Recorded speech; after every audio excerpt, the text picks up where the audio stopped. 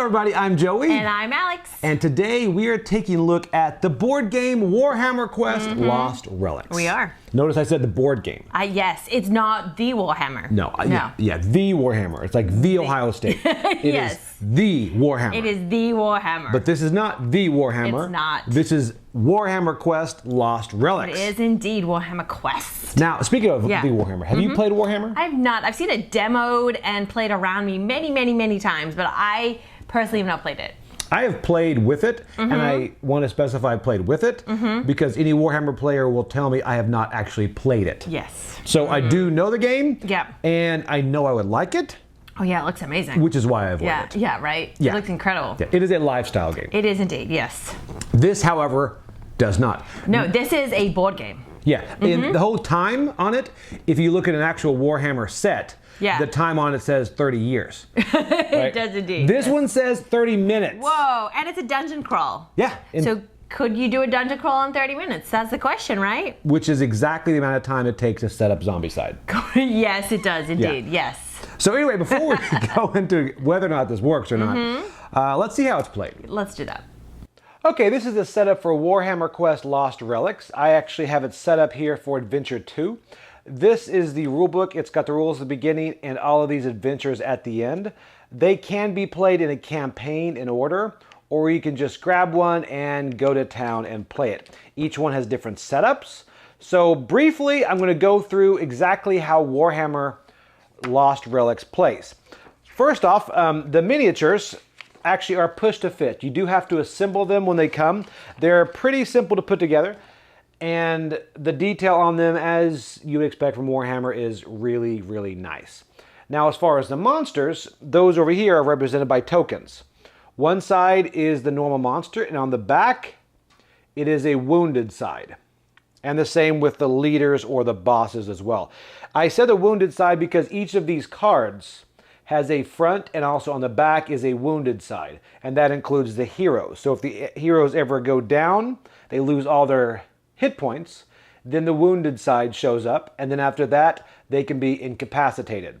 So pretty much what's going to happen in this adventure and in all the adventures, it's going to be set up, and then you're going to go through this playing around. Now, before I go into that, these are all the cards. Let me show you one of the cards close up.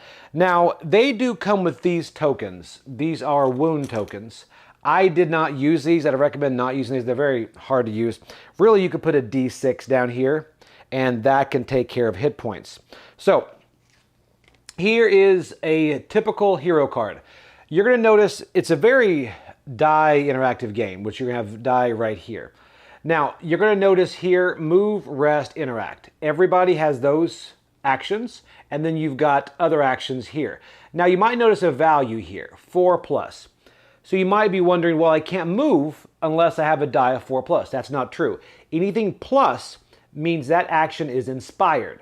So if I had a 2 die to move, I could move the typical 2 movements. However, if I used a 5, it is inspired, I get an additional movement. Same with right here, these attacks. If I use a die to attack with Storm's Fury, notice that is ranged. I can hit anything in line of sight. And this right here means it's an area attack. It attacks everyone in that area. If it's a normal die, 1, 2, 3, or 4, then you get 1 damage. And if it's a 5 or a 6, then it's a 2 damage. So it's an ability to use to actually get an advantage when you use a higher die. So everybody here has the exact same way. Here's the way it's played. First off is the adventure phase. The adventure phase changes depending on what adventure. So right here in Warden Strike, there's an adventure phase. I won't go into it just in case you go through the campaign, but it could say, we're going to go ahead and move these guys forward. Now, these right here, these are considered doors. Now, right now, they're closed by the black bars. These guys could actually move through. Like, for instance, if the adventure said to move them forward, they can move through a closed door. You would have to go up and use an interact die to open that door. So, the adventure phase is first. Then the die phase. Everybody is going to take their die, and they're going to roll them. And you're going to set them out. All right? So everyone will have 3 die out there on each of their heroes. Then you're going to go to the initiative phase. You take all of these cards, And then you're going to place the cards in order right here. And that will tell you who goes first and what the order is. And simply then after that, the initiative phase, then we're going to go to the action phase. Now the action phase means the first person in the player order is going to go. You'll notice that the monsters, they don't get a turn. They are going to react. So let's go to Regis over here. So Regis is going to decide to, he probably wouldn't use this, but we're going to say he's going to go ahead and use this 4 right here to move. Okay?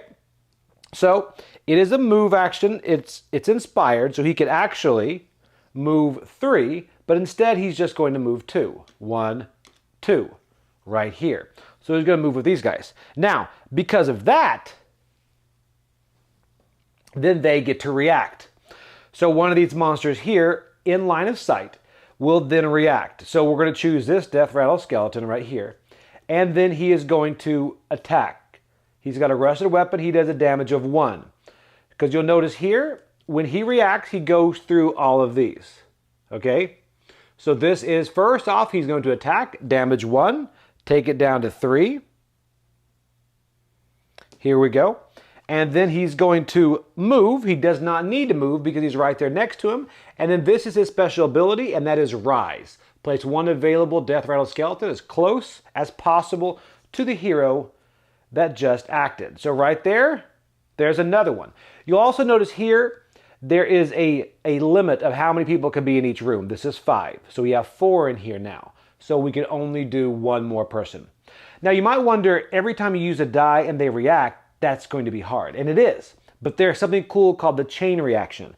So again, Regis, it's his next turn. He's going to use a chain reaction. So he's going to use his 1 right here. It's not inspired, but he's going to use his 1 to do his Staff of Fury.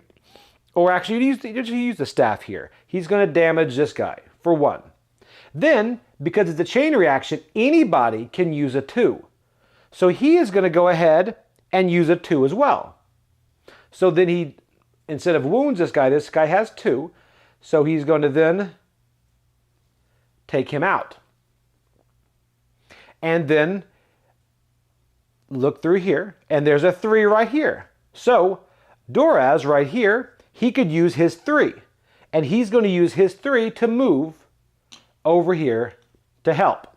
Now, his die is over here. Now, if there's a 4, he could go. So you could keep going 1, 2, 3, 4, 5, and then 6, and then the reaction happens. So right now, we don't have any more 4s to use, so they are going to react. So he's going to go ahead and attack the last person that moved.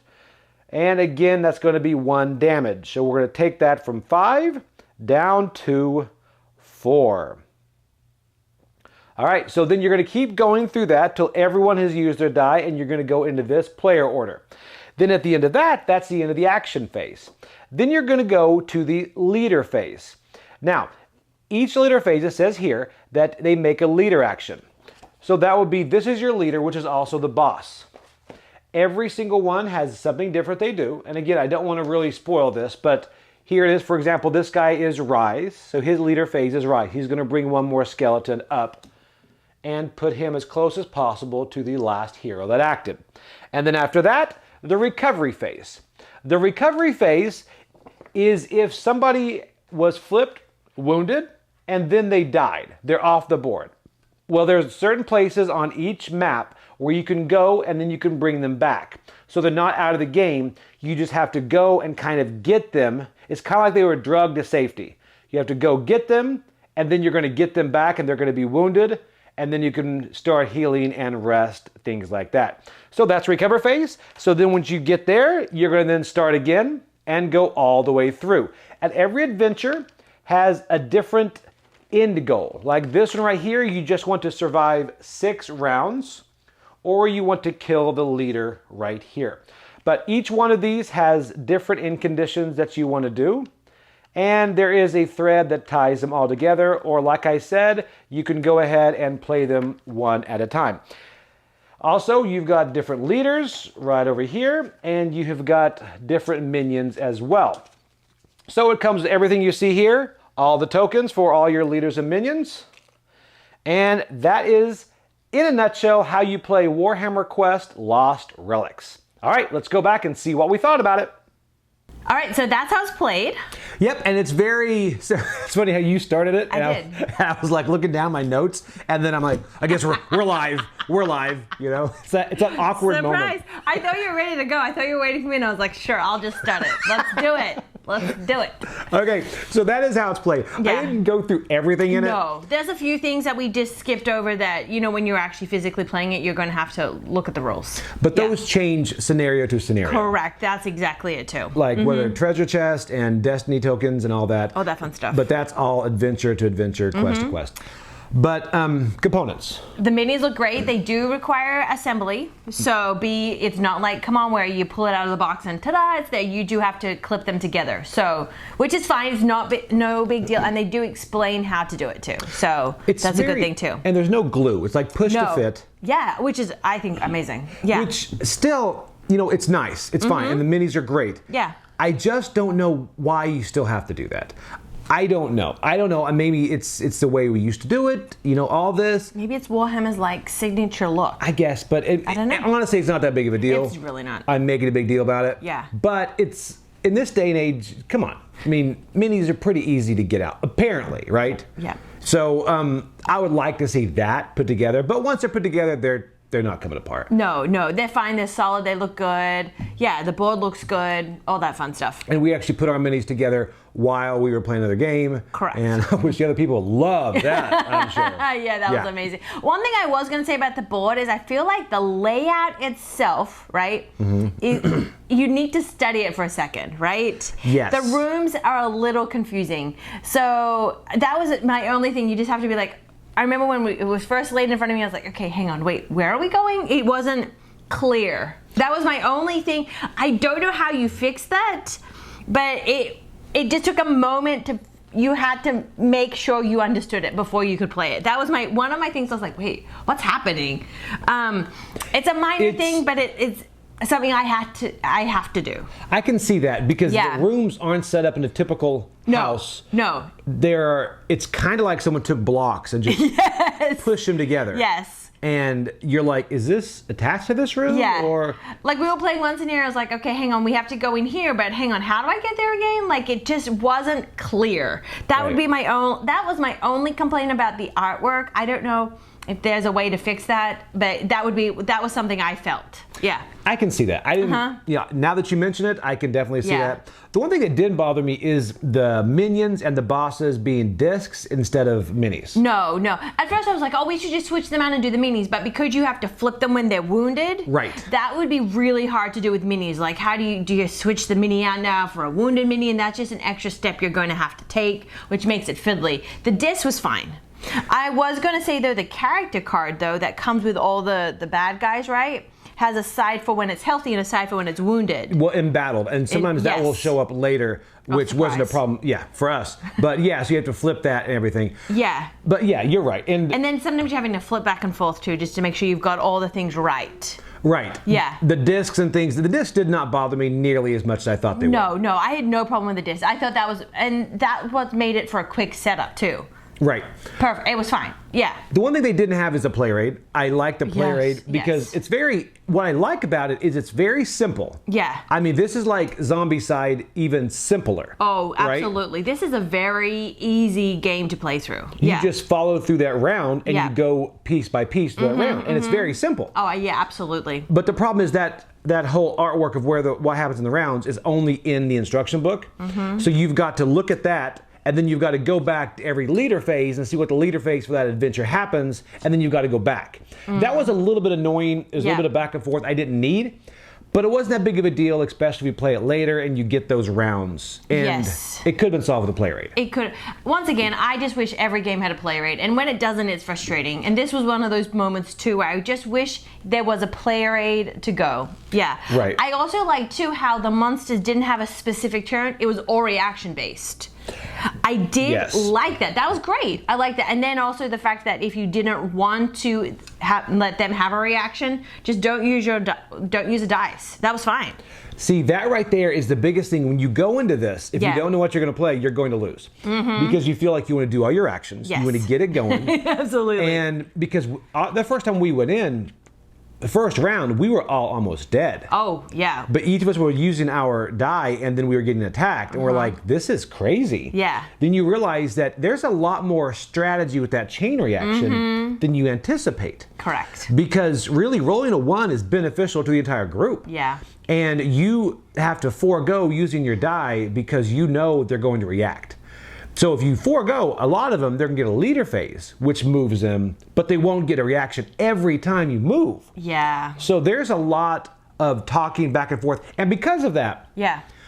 I don't know, this says 1 to 4. Yes, it does. I would probably say, I think 1 to 2 is a sweet spot, maybe 3. I would say 2 plays is a sweet spot, or a solo. Yeah, you're right. I think, when you have multiple players that you're in charge of, it's good because you do have that reaction phase. Right. There is going to be some turns that you have where you've done your turn already on someone else's turn, and you might just want to not use your die because of the reaction. So you kind of don't do anything. You waste a turn. So when you're controlling one person, that can feel like a little, ugh. So when you're playing multiple people, you don't mind that so much because you still have your other person doing stuff. Exactly. Yeah, I definitely feel like 2 plays and 1 plays is that perfect spot for this game.